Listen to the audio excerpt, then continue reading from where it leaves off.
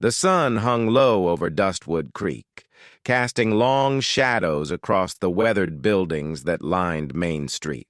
It was the kind of town where everyone knew everyone else's business, where secrets were currency and silence was golden. But on this particular evening, that silence would be shattered by the arrival of a stranger, a boy, no more than 10 years old, stumbling into town like a ghost from the desert. Cowboy sat on the porch of Murphy's General Store, his weathered hands wrapped around a cup of lukewarm coffee. At 43, he'd seen enough of life to know when trouble was brewing, and the tension in the air tonight felt thicker than molasses.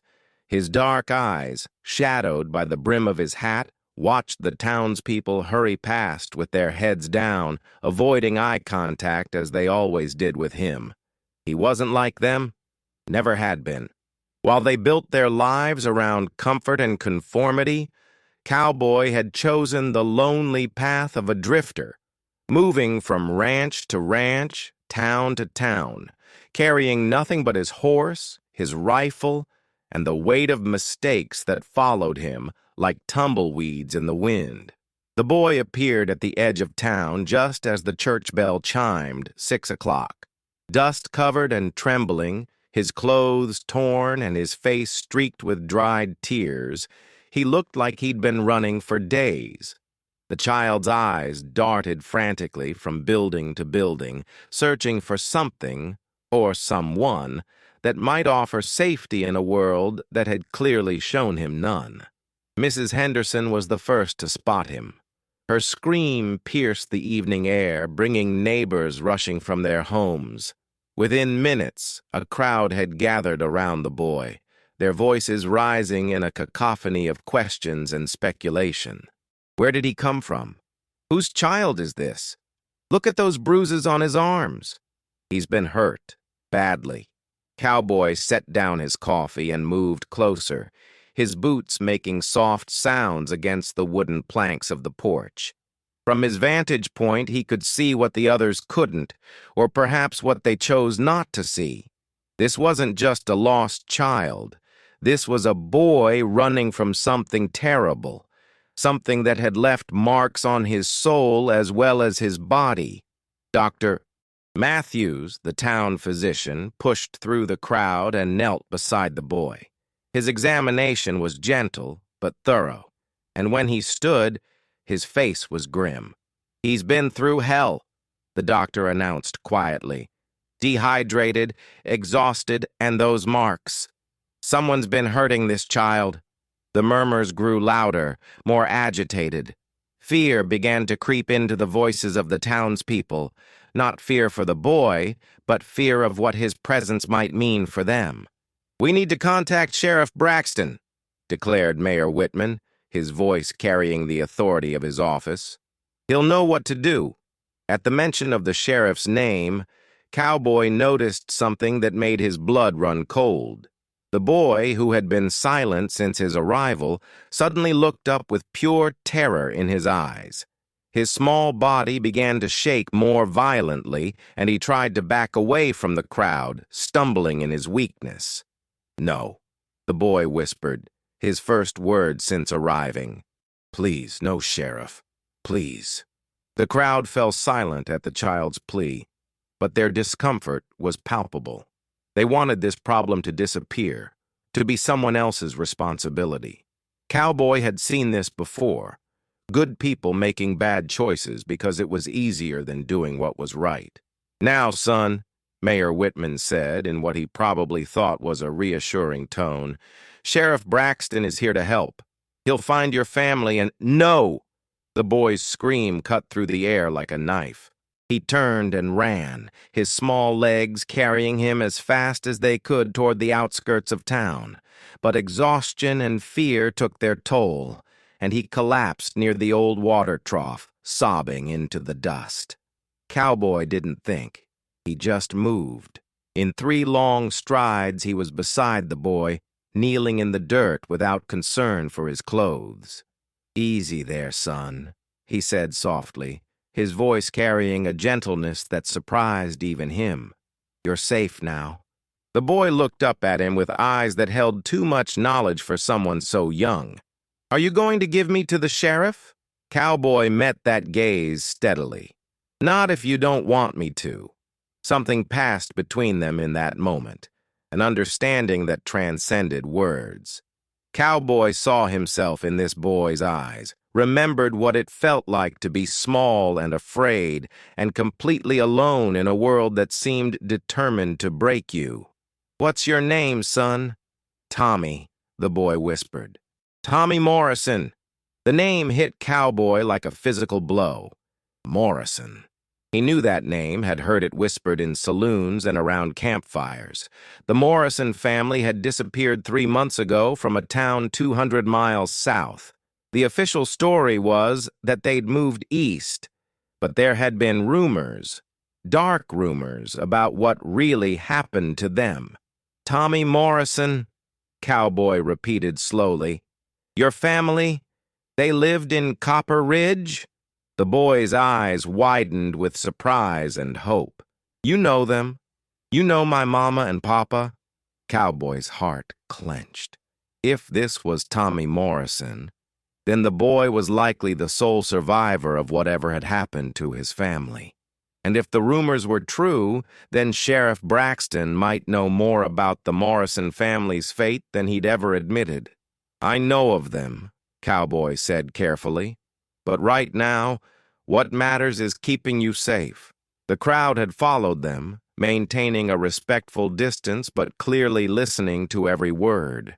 Mayor Whitman stepped forward, his face flushed with frustration. "Now see here, stranger. This is a matter for the authorities. You can't just..." "Can't just what?" Cowboy stood slowly, his hand resting casually on the grip of his Colt .45. "Can't help a scared child? Can't show basic human decency?" "The sheriff needs to be notified," insisted Mrs. Henderson. "There are procedures, laws." "The boy doesn't want to see the sheriff," Cowboy said firmly. "Seems to me that's worth paying attention to." "And who are you to make that decision?" Mayor Whitman's voice carried a threat. "You're not from here. You don't understand how things work in Dustwood Creek." Cowboy's smile was cold as winter wind. "I understand plenty. I understand that a child is terrified, and instead of asking why, you're all more concerned about following procedures that might get him hurt." The tension in the air was thick enough to cut with a knife. The townspeople shifted nervously, caught between their desire to do the right thing and their fear of crossing Sheriff Braxton. Cowboy had seen this dynamic before. Small towns where one man held too much power, where fear masqueraded as respect. "I'm taking the boy to my camp," Cowboy announced. "He needs food, rest, and time to feel safe. When he's ready to talk, he'll talk." "You can't just take him," protested Dr. Matthews. The law says a child shouldn't be forced to face someone he's afraid of," Cowboy interrupted. "The law says we protect the innocent, not hand them over to whoever makes us uncomfortable." He turned to Tommy, who had been watching this exchange with growing anxiety. "What do you say, son? Want to come with me? I've got a camp about a mile out of town. Good water, safe place to rest." Tommy looked up at him with eyes full of desperate hope. "You won't let them take me to the sheriff?" "Not unless you want to go," Cowboy promised. The boy nodded quickly and struggled to his feet. Cowboy helped him, noting how the child instinctively stayed close to his side, as if drawing strength from his presence. As they walked toward Cowboy's horse, Mayor Whitman called after them. "Sheriff Braxton won't like this. When he finds out..." "When he finds out," Cowboy said without turning around. "You can tell him where to find me. I'll be waiting." The crowd watched in stunned silence as Cowboy lifted Tommy onto his horse and swung up behind him. As they rode out of town, the boy leaned back against Cowboy's chest, finally allowing himself to relax for the first time in days. "Mister?" Tommy said quietly as they headed toward the hills. "Call me Cowboy."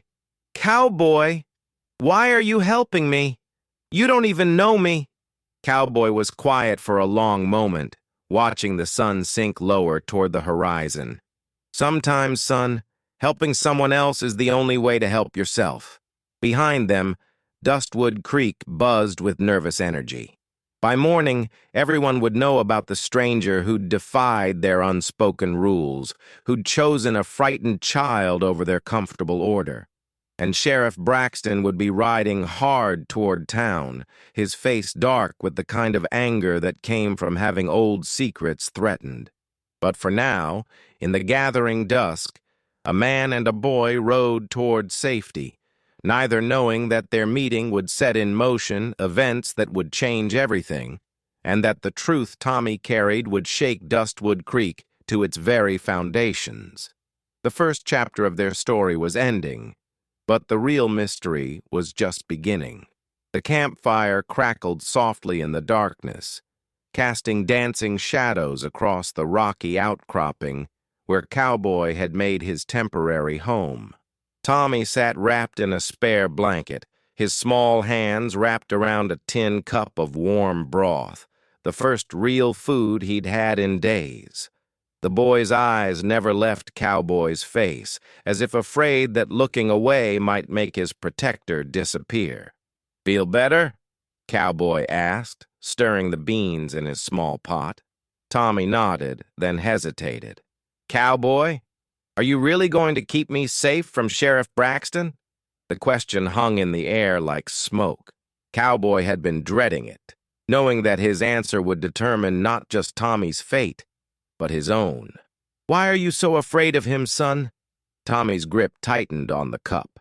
He was there that night. The night my family—" The boy's voice broke, and tears began streaming down his dirt-stained cheeks. Cowboy set down his own cup and moved closer, his voice gentle but urgent. "What night, Tommy? What happened to your family?" "We were supposed to leave town," Tommy whispered. "Papa said we had to go, that it wasn't safe anymore. He'd found out something about the sheriff, something bad. But before we could pack the wagon—" Tommy's whole body began to shake. "Take your time," Cowboy said softly. "I'm not going anywhere. They came to our house after dark, Sheriff Braxton and 2 other men. I was supposed to be sleeping, but I heard voices, angry voices. I crept to the top of the stairs and saw them in our parlor with Papa and Mama." Cowboy felt his blood turn to ice. "What did you see?" "Sheriff Braxton was yelling at Papa, saying he should have minded his own business. Papa was trying to protect Mama, but the sheriff, he had his gun out. He said Papa knew too much about the silver mine, about what really happened to the workers who went missing." The silver mine. Cowboy knew about Dustwood Creek's abandoned silver mine. Everyone in the territory did. It had been closed for 5 years after a series of accidents that killed nearly a dozen workers. The official story was that the mine was unstable, but there had always been whispers about what really happened down in those dark tunnels. "What else did you hear?" Cowboy asked, though part of him didn't want to know. "Papa said he had proof, documents that showed the sheriff was taking money to cover up murders. He said the mine owners were killing workers who asked too many questions about safety, and Sheriff Braxton was helping them hide the bodies." Tommy's words hit Cowboy like physical blows. If what the boy was saying was true, then Sheriff Braxton wasn't just corrupt. He was a murderer, complicit in the deaths of innocent men whose only crime was wanting safe working conditions. The sheriff got real angry then. Tommy continued, his voice barely above a whisper. "He said Papa was going to have an accident, just like the mine workers. That's when Papa told me to run." "He saw you?" Papa looked right at me and mouthed, "Run." So I did. I climbed out my bedroom window and hid in the old barn behind our house. I heard gunshots, 3 of them, and then screaming, and then nothing. Cowboy closed his eyes, feeling the weight of the boy's trauma settle on his shoulders like a lead blanket. "How did you get away?" "I stayed hidden until morning. When I finally went back to look, the house was burned down. Sheriff Braxton was there with some townspeople, telling them my family had died in a fire, that it was a terrible accident. But I knew the truth. Why didn't you tell someone? Tommy looked at him with eyes far too old for his young face. Who was I going to tell? Sheriff Braxton runs that town. Everyone's either scared of him or working with him. I tried to tell the preacher, but he just said I was traumatized and imagining things. Cowboy stood and walked to the edge of their small camp, staring out into the darkness. Everything was starting to make sense now. Why Tommy had appeared in Dustwood Creek, why he was so terrified of the sheriff, why the townspeople seemed so eager to hand him over to Braxton's custody. So you've been running for 3 months? I've been trying to find someone who would believe me, someone who could help. But every town I went to, Sheriff Braxton's reputation got there first. Everyone said he was a good man, a fair lawman. They thought I was just a crazy kid making up stories. Cowboy turned back to face the boy. I believe you. The simple statement seemed to lift a tremendous weight from Tommy's shoulders. You do? I've seen men like Braxton before. They use their badge to hide behind, but underneath they're just killers with legal authority. Cowboy sat back down beside the fire. The question is, what are we going to do about it? We? You think I'm going to let you face this alone? Cowboy's voice carried a determination that surprised even him. You came to me for help, and that's what you're going to get. Tommy's eyes filled with tears again, but this time they were tears of relief and hope. But what can we do? He's the sheriff. He has men, guns, the whole town behind him. Not the whole town, Cowboy said thoughtfully. Fear makes people do things they wouldn't normally do, but it also makes them desperate for someone to stand up to the thing they're afraid of. If we can prove what really happened to your family, show people the truth. How? It's just my word against his. Cowboy was quiet for a moment, thinking. You said your father had documents, proof of what was happening at the mine. Any idea where he might have hidden them? Tommy's eyes widened. The church. Papa was friends with old Father Miguel, the priest before the current one. Papa said if anything ever happened to him, I should check the loose stone behind the altar. He said Father Miguel would understand. Father Miguel. I remember him. Good man. Died about 2 years ago, didn't he? Yes, and the new preacher, Reverend Walsh, he's different. He and Sheriff Braxton are real close. Cowboy nodded grimly. That explains why he didn't believe you? Probably reported back to Braxton the minute you left. A sound in the distance made them both freeze, the rhythmic pounding of multiple horses approaching fast. Cowboy was on his feet instantly, his hand on his gun. Stay low, he whispered to Tommy, then called out into the darkness. That's far enough. State your business. This is Sheriff Braxton, came the reply, the voice carrying the authority of a man used to being obeyed. I'm here for the boy. Cowboy stepped into the firelight, making himself visible while keeping Tommy hidden behind a large rock. Boy's under my protection, Sheriff. He doesn't want to see you. Braxton rode closer, flanked by 2 deputies. In the flickering light, Cowboy could see the sheriff clearly for the first time. A big man with cold eyes and a cruel mouth, the kind of man who enjoyed having power over others. That boy is a runaway, possibly disturbed, Braxton said, his voice deceptively calm. The good people of Dustwood Creek are concerned about him. He needs proper care, medical attention. Funny thing about that, Cowboy replied, his own voice steady as stone. Boy seems healthy enough to me. Just scared. Real scared of you in particular. Braxton's eyes narrowed. You don't know what you're dealing with, stranger. That boy has been telling wild stories, making accusations against decent people. He's traumatized, confused. Or maybe he's telling the truth. The words hung in the air like a challenge. Braxton's hand moved slightly toward his gun, and his deputies tensed in their saddles. "I'm going to give you one chance to walk away from this," Braxton said, his voice dropping to a dangerous whisper. "Hand over the boy, mount your horse, and ride out of this territory. Forget you ever saw him." "And if I don't?" Braxton's smile was cold as a grave. "Then you'll be just another drifter who met with an unfortunate accident. These hills can be dangerous for a man traveling alone." Cowboy's hand rested casually on his gun grip.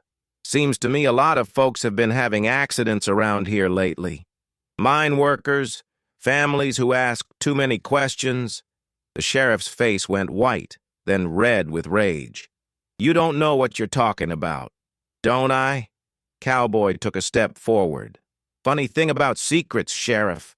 They have a way of coming to light, especially when there's a witness still alive to tell the tale." Braxton's gun was halfway out of its holster when Cowboy's Colt appeared in his hand like magic. The two deputies found themselves staring down the barrel of the fastest draw they'd ever seen. "I wouldn't," Cowboy said quietly. For a long moment, nobody moved. The only sounds were the crackling of the fire and the nervous shifting of horses. Finally, Braxton slowly returned his gun to its holster. "This isn't over," he said through gritted teeth. "No," Cowboy agreed. "It's not. But it will be soon." As the sheriff and his men rode away, Tommy emerged from behind the rock, his face pale but determined. "He's going to come back," the boy said. "I'm counting on it," Cowboy replied. "But next time we'll be ready for him." As they settled back by the fire, both man and boy knew that the real confrontation was still ahead. Tomorrow, they would have to return to Dustwood Creek and face not just Sheriff Braxton, but an entire town that had been living in fear for too long. The truth was about to come to light, and with it, a reckoning that would change everything. Dawn broke gray and cold over Dustwood Creek, the kind of morning that seemed to warn of trouble ahead. Cowboy and Tommy had ridden into town just as the church bells chimed 7 o'clock, their arrival noticed by every soul who happened to be on the streets. Word spread quickly through the small community.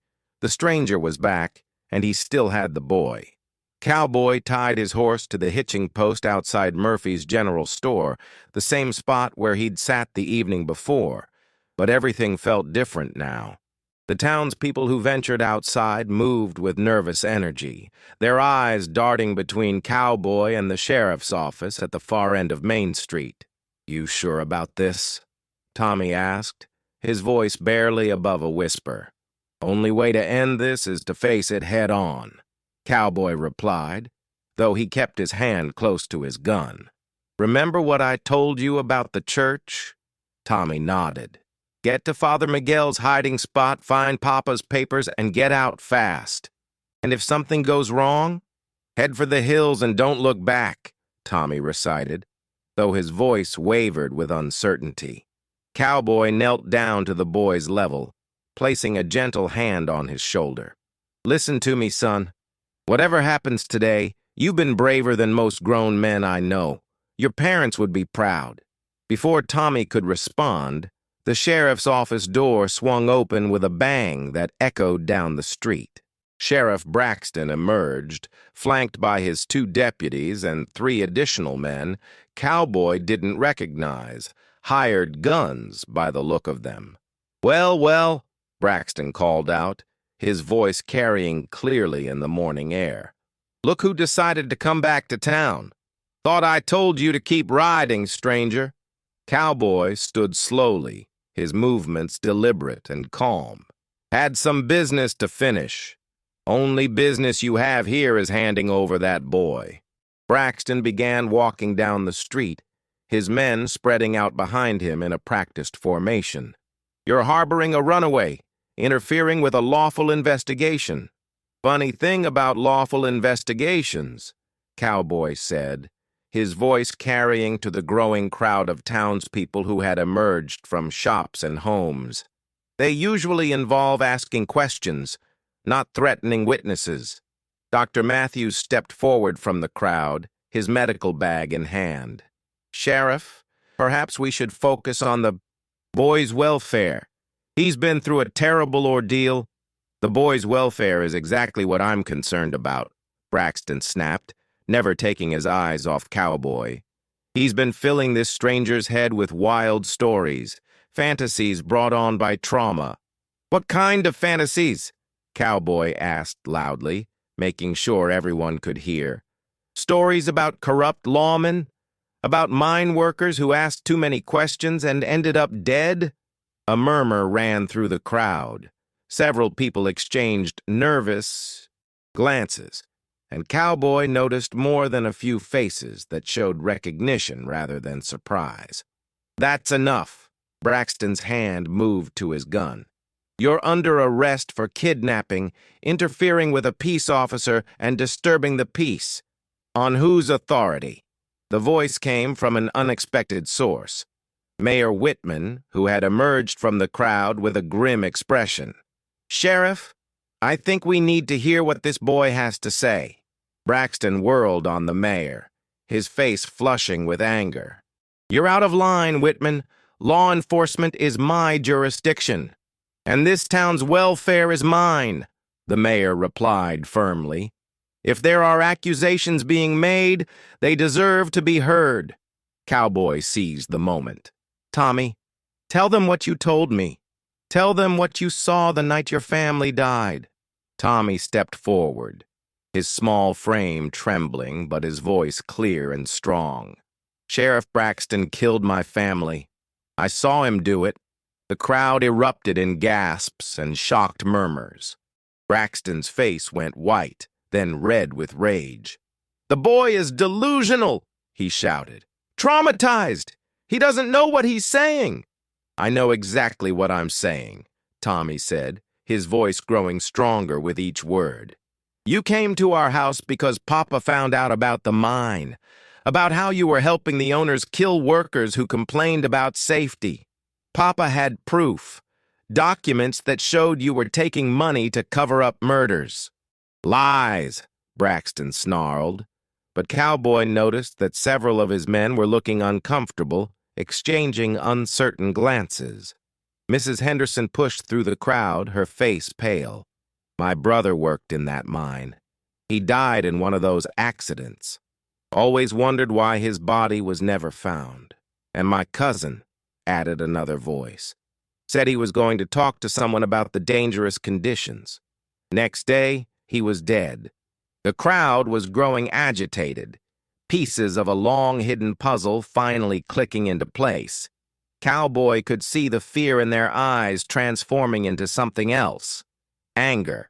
This is ridiculous. Braxton pulled his gun, pointing it directly at Cowboy. I'm ending this right now. But before he could fire, a new voice cut through the tension like a knife. I wouldn't do that if I were you, Sheriff. Everyone turned to see Reverend Walsh emerging from the church, but he wasn't alone. Behind him walked an elderly Mexican man with kind eyes and a weathered face, Father Miguel very much alive despite reports of his death. Father Miguel? Dr. Matthews gasped. But we buried you 2 years ago. The old priest smiled sadly. You buried an empty coffin, my friend. I've been hiding, waiting for the right moment to return, waiting for someone brave enough to stand up to the evil that has poisoned this town. Braxton's gun wavered. You're supposed to be dead, old man. Dead men tell no tales, isn't that right, Sheriff? Father Miguel reached into his robes and withdrew a leather satchel. But living men can bear witness to the truth. He opened the satchel and pulled out a stack of documents. Thomas Morrison entrusted these to me before his death. Financial records showing payments from the mine owners to Sheriff Braxton. Correspondence detailing the planned murders of workers who threatened to expose unsafe conditions. And most damning of all, a confession written by the mine foreman before his own accidental death. The crowd pressed closer, their voices rising in a mixture of outrage and disbelief. Braxton's deputies were backing away from their boss, clearly wanting no part of what was about to unfold. "Those documents are forgeries!" Braxton screamed, but his voice cracked with desperation. "Are they?" Father Miguel handed the papers to Mayor Whitman, who began reading with growing horror. "Then perhaps you can explain why your signature appears on receipts for payments totaling over $10,000? Or why there are detailed plans in your handwriting for disposing of troublesome workers?" Mayor Whitman looked up from the documents, his face ashen. "My God, it's all here. Names, dates, amounts. Sheriff Braxton, you're under arrest for murder, conspiracy, and corruption." "You can't arrest me," Braxton snarled. "I'm the law in this town." "Not anymore," Cowboy said, quietly, his gun now drawn and pointed at the corrupt sheriff. "Your reign of terror is over." Braxton looked around desperately. Seeing his hired guns melting away into the crowd, his deputies refusing to meet his eyes, and the townspeople closing in with faces full of righteous anger. "This isn't how it ends," he screamed, raising his gun toward Tommy.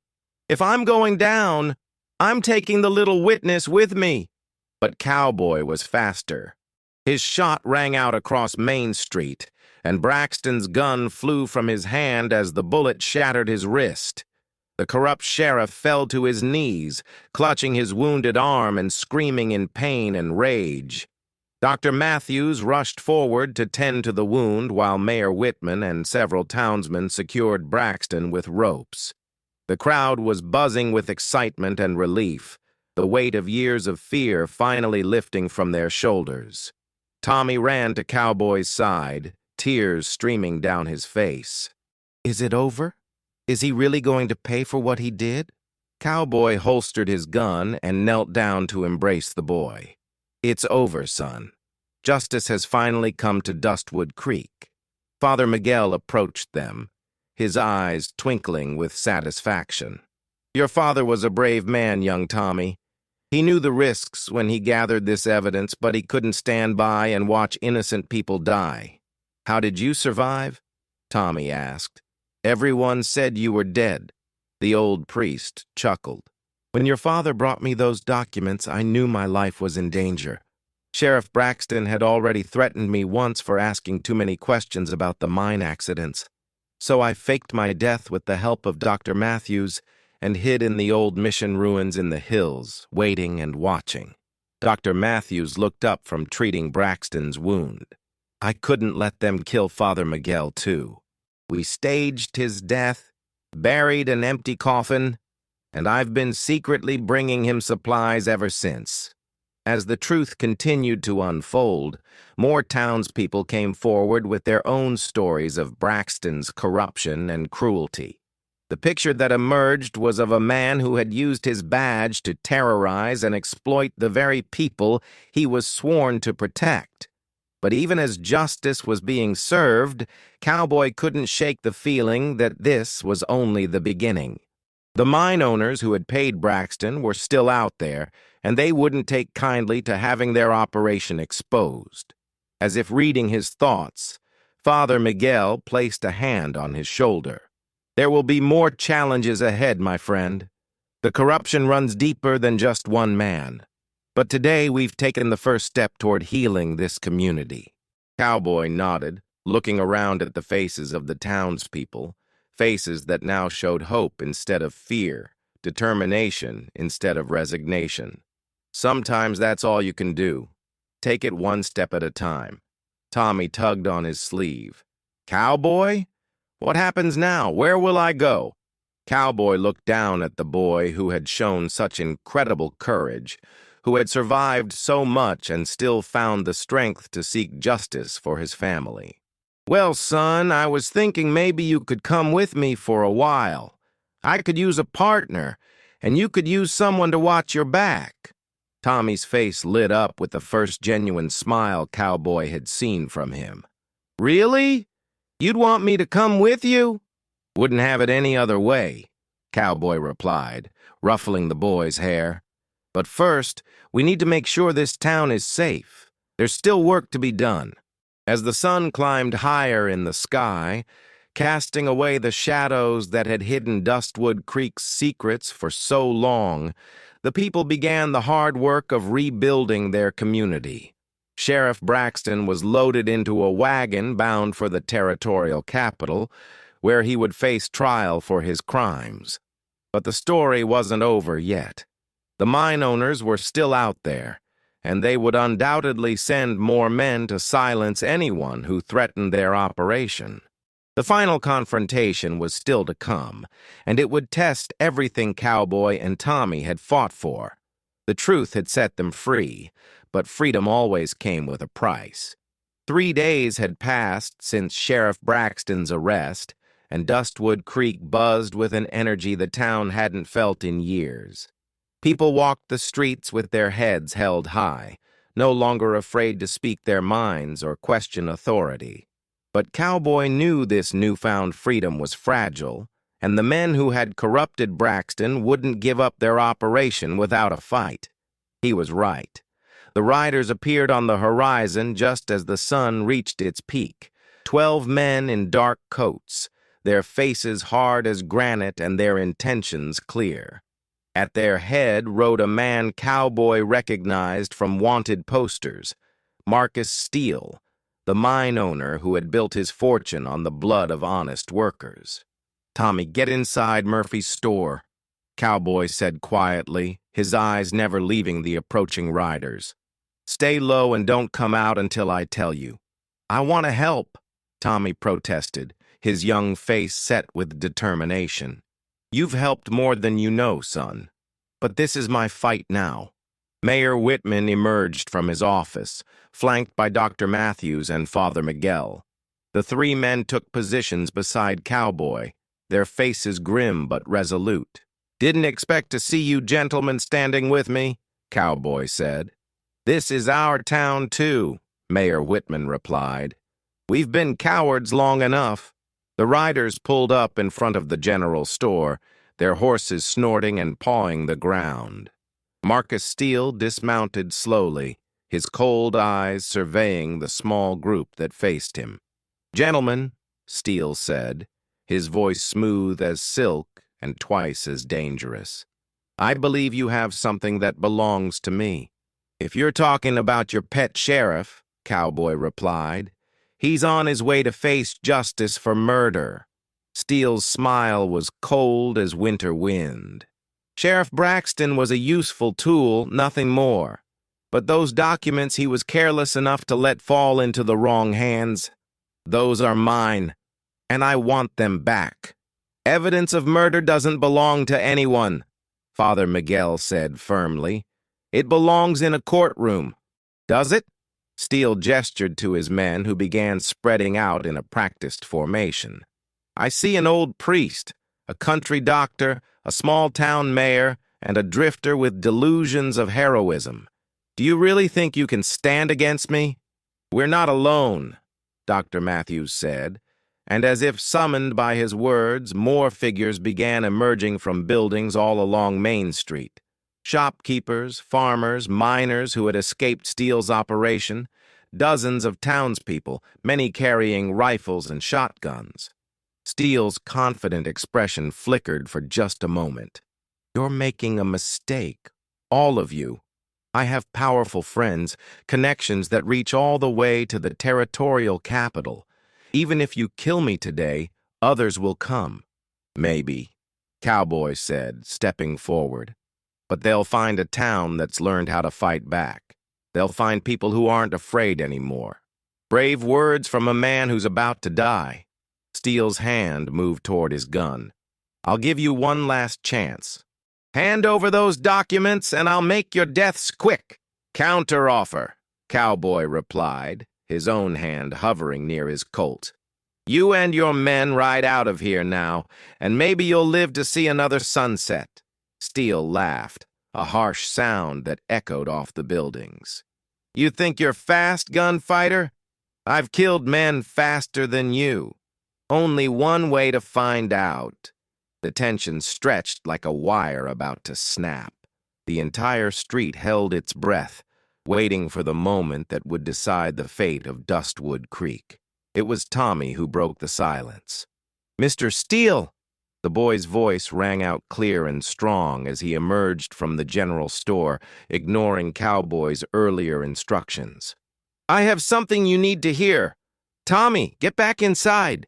Cowboy shouted, but the boy kept walking forward, his small frame dwarfed by the armed men surrounding him.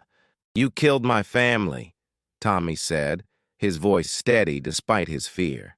"You and Sheriff Braxton. But you made one mistake." Steele's eyes narrowed. "What mistake, boy?" Tommy reached into his pocket and pulled out a small object that glinted in the sunlight. A brass locket. "My mama always wore this. She was wearing it the night you killed her, but she managed to scratch something into the back before she died." He held up the locket, and even from a distance, Cowboy could see the crude letters scratched into the metal. MS. Steele. "She knew you were coming," Tommy continued. "Papa had told her about the threats, about what you'd do if he didn't destroy the evidence.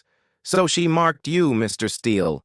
Even in death, she made sure everyone would know who killed her." Steele's face went white, then red with rage. "You little—" But his words were cut off by the sound of approaching horses. A new group of riders was thundering into town, but these wore the badges of territorial marshals. At their head rode a stern-faced man with silver hair and eyes like steel. "Marshal Thompson!" Mayor Whitman called out in relief. The marshal and his men surrounded Steele's group, their guns drawn and ready. "Marcus Steele, you're under arrest for conspiracy to commit murder, bribery of public officials, and the deaths of 17 mine workers." Steele's confident facade crumbled. "You can't prove anything." "Actually, we can." Marshal Thompson dismounted and walked over to where Father Miguel stood holding the leather satchel. "Thanks to these documents and the testimony of several witnesses, including young Tommy here, we have more than enough evidence to see you hang." "How did you know to come here?" Dr. Matthews asked. "Dr. Matthews sent word 3 days ago," the marshal replied. "Took us some time to gather enough men and evidence, but we've been building a case against Steele's operation for months. We just needed someone brave enough to come forward with proof." Cowboy looked at the doctor with new respect. "You've been planning this," Dr. Matthews nodded. "Ever since Father Miguel came to me with those documents. We knew we'd need federal help to take down someone with Steele's connections." As the marshals began arresting Steele and his men, the mine owner turned to Cowboy with hatred burning in his eyes. "This isn't over, gunfighter. I have friends who—" "Your friends are going to be too busy saving their own necks," Marshal Thompson interrupted. "We've already arrested 3 territorial officials who were taking your money. Your whole operation is finished." Tommy walked over to Cowboy, his face glowing with satisfaction. "We did it. We really did it." Cowboy knelt down and embraced the boy. "You did it, son. You had the courage to speak the truth when everyone else was too afraid. But I couldn't have done it without you," Tommy said. "You believed me when no one else would." Father Miguel approached them, his weathered face creased with a smile. "Your parents would be very proud, young Tommy. They died fighting for justice, and their sacrifice was not in vain." As the last of Steele's men were loaded into wagons for transport to the territorial capital, the townspeople of Dustwood Creek began to gather in the street. There was a feeling of celebration in the air, but also something deeper, a sense of community that had been missing for too long. Mayor Whitman stepped forward, his voice carrying clearly in the afternoon air. "Friends, we've learned something important today. We've learned that when good people stand together, evil cannot prevail. We've learned that courage is contagious, and that sometimes all it takes is one person willing to do what's right to inspire others to follow." The crowd murmured agreement, and Cowboy found himself moved by the transformation he saw in these people. Fear had been replaced by hope, resignation by determination. But we also owe a debt of gratitude, the mayor continued, to a stranger who could have ridden on by, who could have minded his own business and left us to our fate. Instead, he chose to stand with a frightened child against overwhelming odds. All eyes turned to Cowboy, who felt uncomfortable with the attention. I just did what anyone should do. But not everyone would, Dr. Matthews said. That's what makes it special. Tommy tugged on Cowboy's sleeve. Are we still going to travel together? Are you still going to teach me to be brave like you? Cowboy looked down at the boy, then around at the faces of the townspeople who had found their courage. Well, son, I was thinking maybe we should stick around for a while. This town's going to need good people to help rebuild, and I reckon you and I qualify. Tommy's face lit up with joy. Really? We can stay? For as long as you want, Cowboy promised. And who knows? Maybe we can help other towns that are dealing with the same kind of problems. There are a lot of places that could use some folks who aren't afraid to stand up for what's right. Father Miguel placed a hand on both their shoulders. The Lord works in mysterious ways, my friends.